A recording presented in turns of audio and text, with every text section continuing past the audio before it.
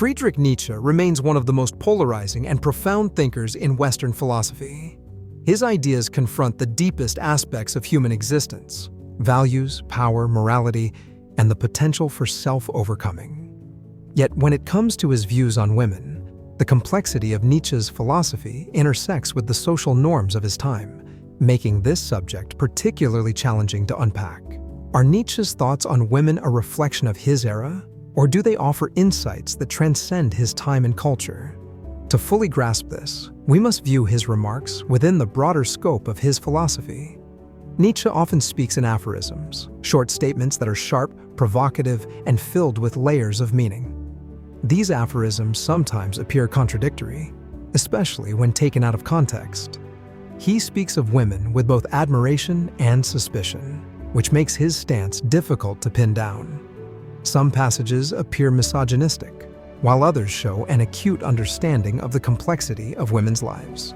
To simplify Nietzsche's views without recognizing this tension would be to misunderstand him entirely. For instance, in Thus Spoke Zarathustra, Nietzsche writes, "You are going to women? Do not forget the whip." This line is among Nietzsche's most infamous and controversial remarks. On the surface, it seems like a straightforward endorsement of dominance, a reduction of women to objects of control. But Nietzsche rarely means what he says on the surface. Instead, his words often serve as provocations, inviting deeper reflection. The whip can be interpreted symbolically, not as a literal tool of oppression, but as a metaphor for understanding power dynamics in relationships and society. Nietzsche challenges men who approach women to bring self-awareness and strength, for without these, they risk being controlled or deceived by their own weaknesses.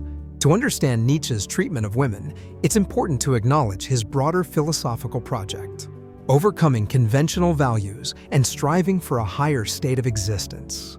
At the heart of this project lies the concept of the Übermensch, or Overman.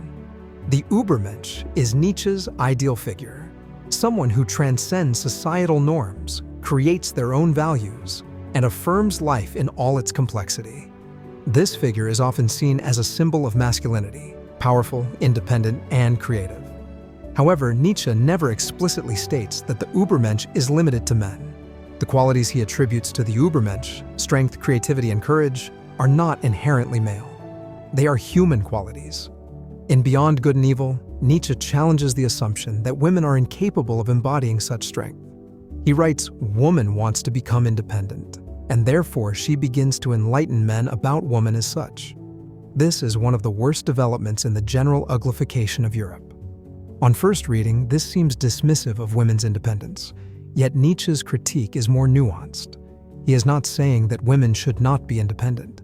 Instead, he criticizes the way in which independence is sometimes pursued, through conformity to male ideals rather than a uniquely female path. Nietzsche values authenticity and individuality above all else. For both men and women, he sees the danger in adopting ideals that are not one's own. Nietzsche's admiration for women's strength surfaces when he speaks of their intuitive wisdom and resilience. He often contrasts the masculine pursuit of rigid logic and reason with what he perceives as a more instinctive and life-affirming approach in women. In Human, All Too Human, he writes, "The perfect woman is a higher type of humanity than the perfect man, and also something much rarer." This remark reveals Nietzsche's belief that women, at their best, possess qualities that elevate them beyond mere counterparts to men. It suggests that Nietzsche recognized a power in women that transcends traditional roles, even if he struggled to reconcile this with the cultural norms of his time. However, it would be dishonest to ignore the ways in which Nietzsche's views reflect the biases of 19th century Europe. He often describes women as playful, childlike, or prone to emotion and caprice. In Beyond Good and Evil, he states, "Man's happiness is, I will. Woman's happiness is, he wills." Here, Nietzsche perpetuates a traditional view of gender roles, where men embody agency and women derive meaning from men's will. Such statements have understandably led critics to label Nietzsche a misogynist. Yet even here, Nietzsche's ideas are more complex than they first appear. He does not claim that women should remain dependent on men. Rather, he observes that societal conditioning has often shaped women into such roles. Nietzsche was not offering prescriptions for how women should behave, but reflecting on how gender dynamics had evolved over centuries. To understand why Nietzsche expressed such conflicting views on women, it's helpful to consider his personal life. Nietzsche had complicated relationships with women that undoubtedly shaped his perspective. He admired strong women like Lou Andreas Salome, an intellectual who rejected his romantic advances, but deeply influenced his thinking. Salome embodied the kind of independent spirit Nietzsche respected. Yet her rejection also left a mark on his views. It is not unreasonable to suggest that some of Nietzsche's harsher remarks about women were born from personal wounds, disappointments, and frustrations that colored his philosophy. At the same time, Nietzsche's views on women align with his critique of society as a whole.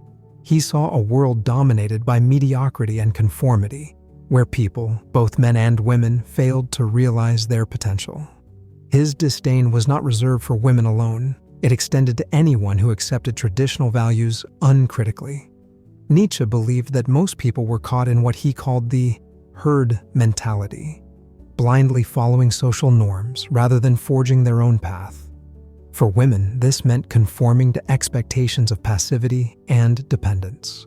But Nietzsche's philosophy also holds the potential for liberation. If women embrace the challenge of self-overcoming, of becoming their truest, strongest selves, they can transcend these limitations. Consider this: Nietzsche's concept of eternal recurrence, the idea that we must live our lives as though we would repeat them infinitely, demands a radical affirmation of life. It requires courage, creativity, and a rejection of societal constraints. For women, this philosophy can be transformative. To live authentically, to reject imposed roles, and to create one's own meaning. This is the path Nietzsche advocates for all individuals, regardless of gender. In modern times, Nietzsche's ideas have been reclaimed by thinkers and feminists who see in his work a call to transcend traditional limitations. The French philosopher Simone de Beauvoir, for example, critiqued Nietzsche's views on women, but also found inspiration in his ideas about self-overcoming and freedom. Beauvoir recognized that while Nietzsche was a product of his time, his emphasis on individuality and strength could empower women to reject societal constraints and forge their own paths. Ultimately, Nietzsche's views on women reflect the contradictions inherent in his philosophy. He admired strength, but often spoke in ways that reinforced traditional hierarchies.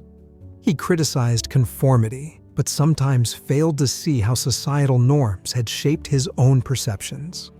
To dismiss Nietzsche as merely misogynistic would be to overlook the complexity of his thought. His philosophy challenges us to look beyond surface interpretations and grapple with the deeper questions he poses. What does it mean to transcend our limitations? How can we live authentically in a world that imposes expectations upon us? For Nietzsche, the answers lie in the courage to question, to create, and to affirm life in all its struggles and contradictions. His critique of gender roles, however flawed or inconsistent, can still inspire us to think deeply about freedom, individuality, and human potential. In this way, Nietzsche's legacy endures. His words provoke, unsettle, and demand reflection. Whether we agree with his views or reject them, we cannot ignore the challenge he presents: to examine ourselves, our values, and the roles we accept. For women, as for men, Nietzsche's philosophy holds a mirror to humanity's aspirations and limitations. It invites us to consider what it means to rise above conformity, to create meaning, and to become who we truly are. Nietzsche's reflections on women remind us that philosophy is not about easy answers. It is about asking difficult questions, questions that challenge us to confront ourselves and the world around us. And in that confrontation lies the possibility of transformation. Nietzsche's ideas may be controversial, but they are also a powerful reminder that to live authentically, we must question everything, including the roles we are told to play. In the end, Nietzsche does not offer a blueprint for how men and women should live. Instead, he leaves us with a challenge: to become stronger, more creative, and more free.